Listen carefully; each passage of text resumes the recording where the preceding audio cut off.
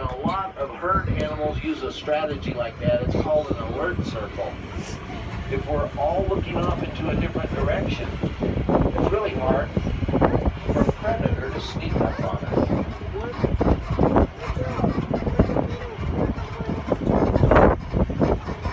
Just love the panoramic views coming down the backside of the South Valley. There's some more of those greater kudu.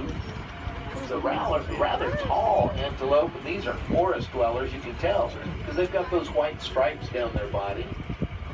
The greater kudu, I think, are awesome because they can clear an 8-foot tall obstacle from a full gallop.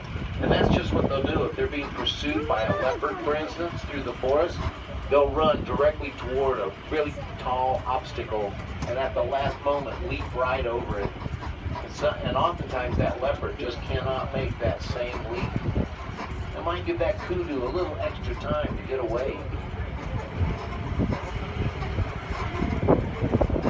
As we cruise by this planter, notice this candelabra aloe. You know, there's hundreds and hundreds of species of aloe. It's native to Africa. I'll bet you we grow every one of them right here at the safari park.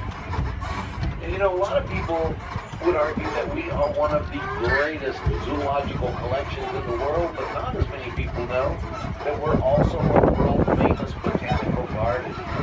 Why we have so many rare and endangered plants here at the safari park, some people say our botanical collection is even more valuable than our animal collection. Well, here's those Patterson's elands again down below us. And it looks like we've got our sprinklers going in the daytime, but don't worry, folks. The water coming out of those sprinklers went down the drains of the water fountains and the sinks. That's right, we recycle our gray water here at the safari park. And just by doing that alone, we save millions of gallons of fresh water every month. Boy, I guess I've driven around this exhibit about 1,500 times, and every time I do, as I gaze across this huge expanse of land and all these amazing animals roaming freely, I think to myself, where else but Africa itself or the safari park could you ever witness such a sight? You know, we are the largest facility of our kind in the world. Everybody's enjoying that beautiful green grass down there, and folks, we wouldn't feed our African animals just regular old grass. The grass down there in the exhibit is kikuyu grass, imported from Africa. Kikuyu grass roots grow 13 feet down into the earth, always searching for any amount of moisture. Hey, you want to see an African acacia tree? Look off to the right. Don't try and touch it. Notice any thorns on that tree? You sure do. Yeah, African acacia has thorns. Keep looking to the right. Here's another species of African acacia. It's not as big, but it sure still has thorns, doesn't it? If you look up on the hill there to the right, you're seeing some of our scimitar horned oryx. That's right, oryx is another name for antelope.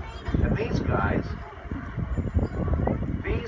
live in a really hot, dry part of Africa, so they like to wear their white t-shirts to work every day to reflect some of those rays of the sun.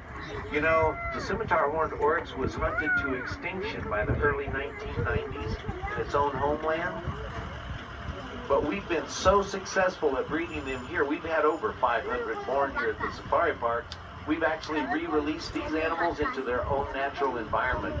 Now look up here, you'll notice another reddish colored animal that's sharing the exhibit with these antelope. And folks, remember I told you there's one species of deer that lives in Africa? That's them, the red Barbary deer. All of these are females, you're right. There's no males up there, or if they are, they're young, because nobody has any antlers. The red Barbary deer, you've seen the only deer indigenous to Africa. He's sharing his exhibit up here with this beautiful white antelope. And so folks, now you can go and tell your family and friends you've actually been to the place where the deer and the antelope play. Come on, I'm working hard up here, folks.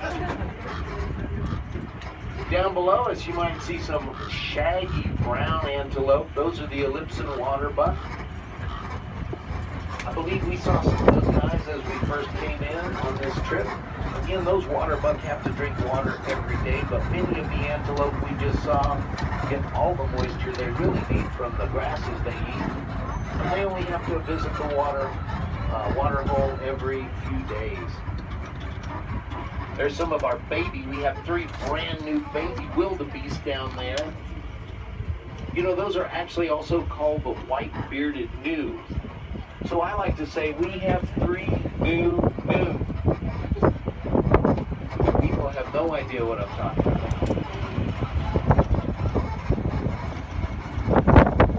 Well, we're wild about babies here at the safari park. You know, we've actually, San Diego Zoo Global has successfully bred 165 different endangered species. We've released 40 of those species back into the wild. And you know, that constitutes about 13,000 animals that were born right here in San Diego that are now wandering or flying